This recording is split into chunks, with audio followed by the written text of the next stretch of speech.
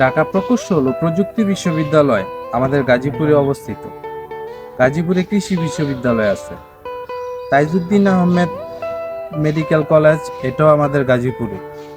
জাতীয় বিশ্ববিদ্যালয়, এটাও আমাদের গাজীপুরে অবস্থিত। গাজীপুরে উন্মুক্ত বিশ্ববিদ্যালয় আছে। দেশের একমাত্র কৃষি গবেষণা ইনস্টিটিউট, এটাও আমাদের গাজীপুরে।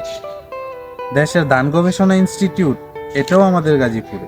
গাজীপুরে ডিজিটাল ইউনিভার্সিটি আছে। ইসলামিক ইউনিভার্সিটি, এটাও আমাদের গাজীপুরে আছে। দেশের একমাত্র টাকা তৈরির কারখানা টাকশাল, এটাও আমাদের গাজীপুরে।